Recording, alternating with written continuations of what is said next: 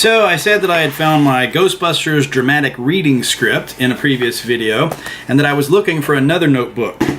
Well, to quote a line of dialogue from one of my favorite Ernie Hudson movies, well, eureka and all that, I found the bloody thing.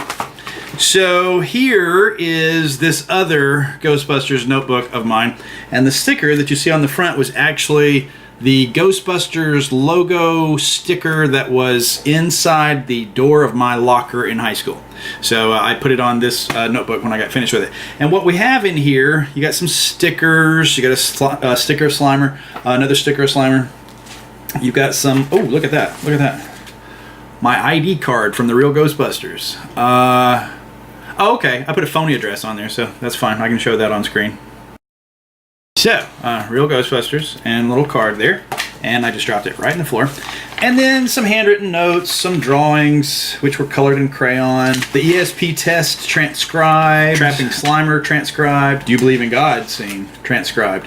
And then we have some pages that are a list of each episode of the real Ghostbusters.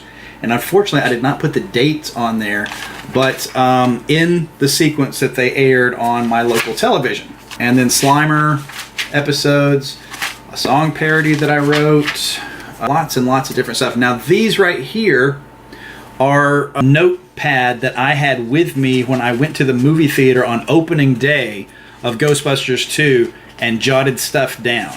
Then you start getting these photocopies and things from when I was in college. And I would go through, this is from Collier Library at UNA where I went. Just different books. Occult Paranormal Bibliography by Thomas Clary from 1984. These are photocopies from the Ghostbusters role-playing game. Ghostbusters ID cards and last wills and testaments and player information for me and my friends.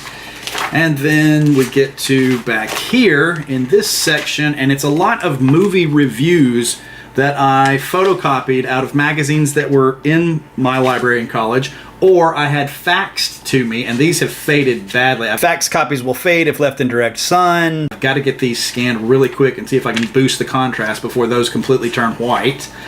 Oh, look, they misspelled Dan Aykroyd's name. There's no C in Aykroyd. That should be the title of this episode. There's no C in Aykroyd. Remind me I said that later.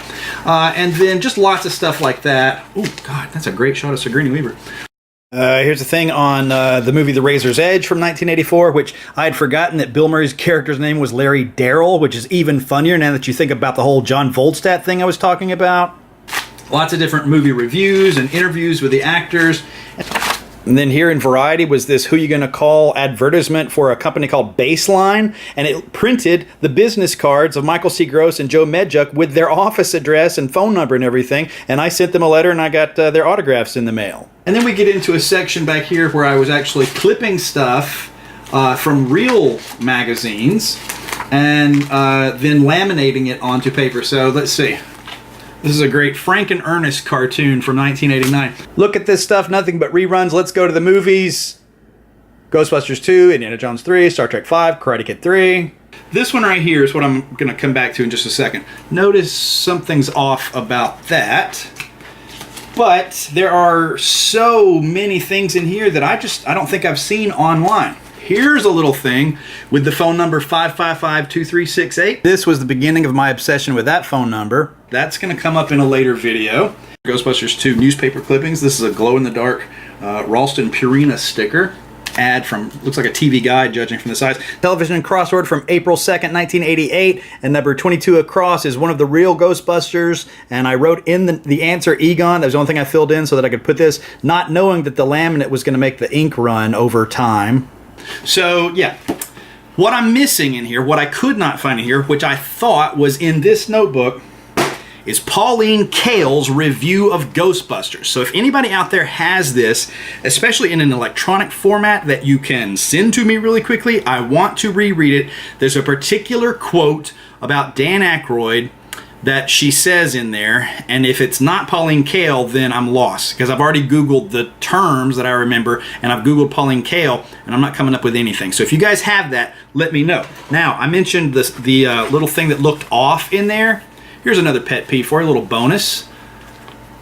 certain microfiches of New York newspapers that were available at my library in college could not be printed in positive, so they were all printed in negative. And this is something else. A couple of years ago, there was one that I found that had a great picture of Dan Aykroyd. And then I realized, hey, I've got software on my computer that can flip that background to positive. And I was like, oh, that's what that photo looks like. So yeah, it'll be interesting to get some of this stuff scanned and look at that. So there will be a whole lot of Ghostbusters material that I will be flooding different websites with as soon as I get some of these articles either scanned, boosted, uploaded, transcribed. I don't know what all I'm gonna have to do with it. But if you can find that Pauline Kael review of Ghostbusters, she's a newspaper critic, let me know. I definitely want to see that. So thank you for watching.